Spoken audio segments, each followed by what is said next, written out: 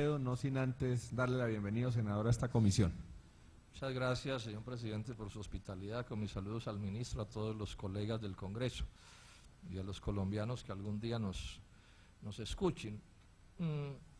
Lo primero es decir esto, ministro, lo digo un poco como una cuña porque no es el tema del debate. Yo creo que ese artículo 18 de la Ley de Víctimas debería eliminarse. Porque ese artículo 18 dice así, dice que el desarrollo de las medidas a que se refiere la presente ley, y ahí va lo de la restitución de quienes han perdido sus tierras por cuenta de la violencia, ¿no? Dice, el desarrollo de las medidas a que se refiere la presente ley deberá hacerse en tal forma que asegure la sostenibilidad fiscal. Ese artículo lo que quiere decir, mis queridos colegas, es que esa ley de la restitución de tierras y de las víctimas puede terminar convertida en una burla, porque se prioriza la sostenibilidad fiscal sobre los objetivos de la ley. Este es un debate que hay que darlo sobre todos los temas, porque no tiene sentido que aquí aprobemos leyes, que después entonces el ministro de Hacienda nos sale como una especie de poder supremo y dice que nada de lo que diga la ley se puede aplicar porque la sostenibilidad fiscal no deja. Y entonces vamos y demandamos ante los jueces y a la Corte Constitucional, y entonces la Corte Constitucional falla que tampoco se puede porque la sostenibilidad fiscal también obliga a la Corte Constitucional. Ojo con esto. Este es, a mi juicio, eso, cuento de la sostenibilidad fiscal, es la reforma más retardataria que se le haya hecho a la Constitución Nacional en toda su historia de esta Constitución de 1991. Le pido formalmente, ministro, que haga esfuerzos por sacar de esa ley de víctimas ese artículo 18. Con ese artículo 18, esa ley puede ser una ley de simple demagogia, una burla a todos los colombianos. En segundo término, decir esto. Este no es un debate sobre agroingreso seguro, yo no sé por qué se ha mencionado eso tantas veces. Yo creo que sobre agroingreso seguro ya hay veredicto incluso de la historia. Pues si alguien quiere defender eso, que para mí es un pasaje de vergüenza de la historia del país, lo puede hacer. Y me parece muy respetable esa posición, pero no se diga que este debate, este que se está haciendo en este momento, que están haciendo Hernando Hernández y Wilson Arias, es ese debate, ¿no?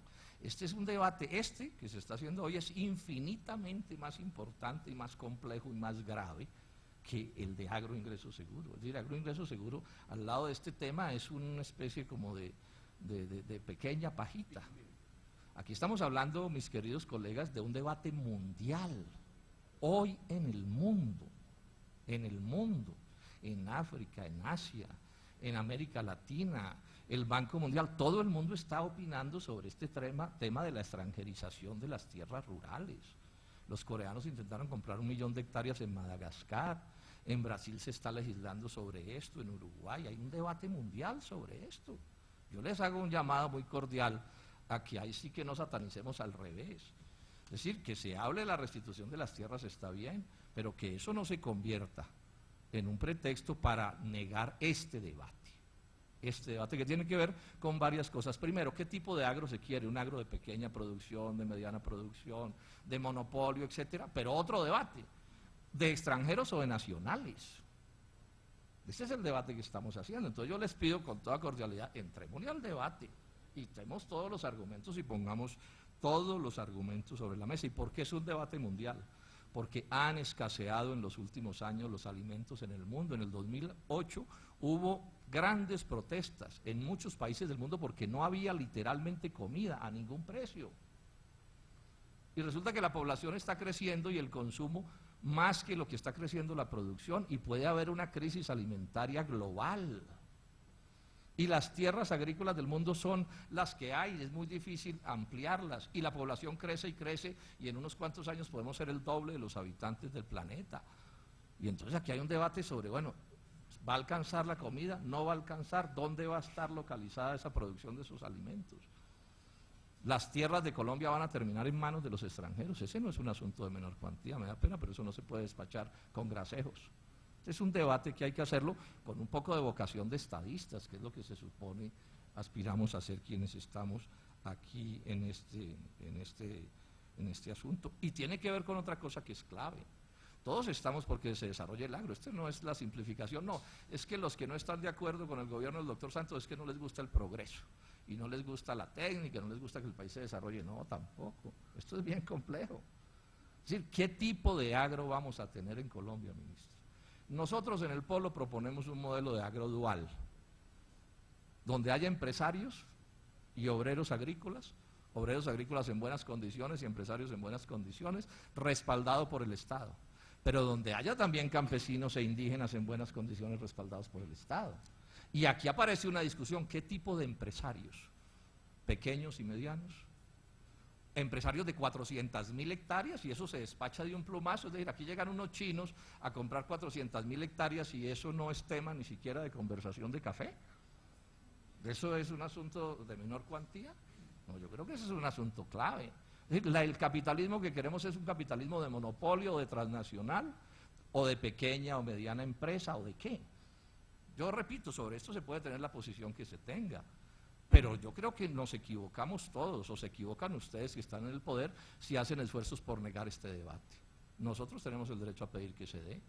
Ustedes pueden tener la posición que quieran, el ministro puede tener la posición que quiera, pero el debate hay que hacerlo de cara al país. El único tema agrario colombiano no es el tema de la restitución de las víctimas. Eso ni siquiera, estrictamente hablando, constituye una política agraria.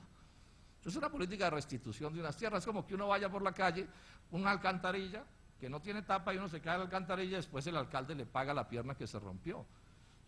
Sí, que le pague está bien, pero eso no es una política urbana todavía. Sí, la política urbana es una cosa más compleja. ¿Cuál es la política agraria? El doctor Juan Camilo Restrepo en otra ocasión en la Comisión Quinta del Senado nos dijo, por ejemplo, que van de una u otra manera a desmontar la UAF, que es una medida legalmente establecida de agricultura campesina, para poder titular en la altillanura en cualquier extensión. Ese también es un debate. La altillanura son las últimas tierras públicas que quedan en Colombia, las últimas tierras del Estado que quedan en Colombia. ¿Cómo se van a distribuir? A pequeños productores, a medianos productores, a grandes productores.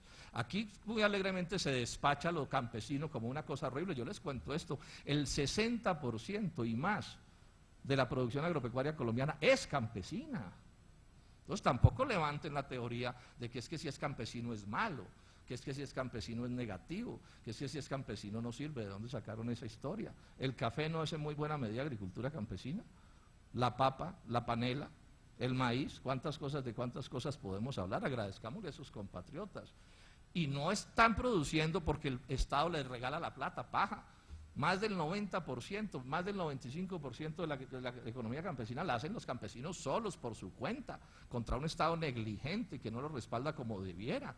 Ellos haciendo su propio esfuerzo. Pero repito, simplemente lo que quiero es, más que entrar a fijar mi posición, es llamar la atención de la importancia que tiene que este debate se dé, y se dé con tranquilidad, y se dé con argumentos, y se dé con razones, en uno u otro sentido. Yo repito la pregunta, ¿queremos un agro de monopolios y de transnacionales? ¿Eso es lo que queremos? ¿Eso es positivo? ¿O queremos un agro, por ejemplo, con empresarios pero pequeños y medianos o en proporciones razonables? El presidente Uribe habló de haciendas de 40 a 45.000 hectáreas. ¿Eso es lo que queremos en Colombia? Porque se puede hacer economía de otra manera. Sí, en Europa no es ese tipo de empresa la que funciona en términos generales, en sectores agropecuarios muy modernos y muy desarrollados. Yo no quiero alargarme porque estoy aquí un poco, digamos, de invitado para darle algún nombre, señor presidente, y le agradezco su hospitalidad, cuando sé que estoy en todo el derecho de hablar. Simplemente quiero exponer el tema al respecto. ¿Cuál es el problema? Además de este problema de qué tipo de agro queremos, de qué tipo de capitalismo queremos en Colombia. Hay distintas formas de capitalismo y eso debe discutir con tranquilidad. Entonces, que el modelo del cerrado brasileño, eso sí es una cosa maravillosa, eso es lo que debemos imitar, o hay otras cosas que se podrían imitar o tener en cuenta, etcétera. Pero ¿cuál es el problema de fondo de este debate, a mi juicio? Primero, un debate sobre el monopolio, porque este es un debate sobre la extranjerización de la tierra, y extranjerización es sinónimo de monopolio. Es decir, aquí no va a llegar ningún inversionista extranjero a volverse un pequeño o un mediano propietario, sino que se va a volver un gran propietario. Entonces ahí hay un debate. ¿Monopolio sí o no? Es más, en muchos países del mundo la legislación prohíbe los monopolios y las prácticas monopolísticas. Bueno, un debate. Otro debate, un debate de soberanía nacional. Todos aquí que estamos en política sabemos del gran poder político de la propiedad territorial. Eso es una cosa que está absolutamente documentada en el mundo entero. O sea, quien es dueño de las tierras rurales desarrolla un poder político descomunal. Bueno, si toda la Orinoquia, para poner un ejemplo, queda en manos de los extranjeros, eso no tiene impacto sobre la soberanía nacional. Si municipios enteros de Colombia quedan en manos de transnacionales, eso no tiene impacto sobre la soberanía nacional. Si el día de mañana el capital extranjero compra todos los ingenios azucareros del Valle del Cauca, eso no tiene impacto sobre la soberanía nacional. Yo simplemente lo dejo como pregunta. Alguien podrá decir que no tiene impacto. Bueno, pues que se diga, pero entrémosle al debate, a ver cómo es que es el asunto. Ahora, ¿no importa la soberanía nacional? Pues quien en Colombia diga que no importa la soberanía nacional, que agradezca que no es francés o alemán o gringo, porque si allá dicen eso, al ostracismo van a dar. Ese es un debate, pero hay más debates. Los recursos no son infinitos. Los recursos son por definición escasos. Entonces aquí nos dicen, no, es que hay mucha tierra. Aceptemos en gracia de discusión que hay mucha tierra. Eso de que hay mucha tierra es muy discutible, porque ¿dónde está la tierra? Y podemos hablar mucho sobre si es verdad que la tierra es un factor infinito. Pero es que la tierra sola no es nada. Suelo repetir la frase de un líder indígena: los indios no somos lombrices, no comemos tierra, porque él tenía tierra pero no podía producir nada en su pequeña parcela. Entonces aquí hay una burla, porque se prioriza la sostenibilidad fiscal sobre los objetivos de la ley. Este es un debate que hay que darlo sobre todos los temas, porque no tiene sentido que aquí aprobemos leyes que después entonces el ministro de Hacienda nos sale como una especie de poder supremo. No sin antes darle la bienvenida, senador, a esta comisión. Muchas gracias, señor presidente, por su hospitalidad. Con mis saludos al ministro, a todos los colegas del Congreso y a los colombianos que algún día nos escuchen. Lo primero es decir esto, ministro, lo digo un poco como una cuña porque no es el tema del debate. Yo creo que ese artículo 18 de la Ley de Víctimas debería eliminarse. Porque ese artículo 18 dice así, dice que el desarrollo de las medidas a que se refiere la presente ley, y ahí va lo de la restitución de quienes han perdido sus tierras, y dice que nada de lo que diga la ley se puede aplicar porque la sostenibilidad fiscal no deja. Y entonces vamos y demandamos ante los jueces y a la Corte Constitucional, y entonces la Corte Constitucional falla que tampoco se puede porque la sostenibilidad fiscal también obliga a la Corte por cuenta de la violencia, ¿no? Dice, el desarrollo de las medidas a que se refiere la presente ley deberá hacerse en tal forma que asegure la sostenibilidad fiscal. Ese artículo lo que quiere decir, mis queridos colegas, es que esa ley de la restitución de tierras y de las víctimas puede terminar convertida en una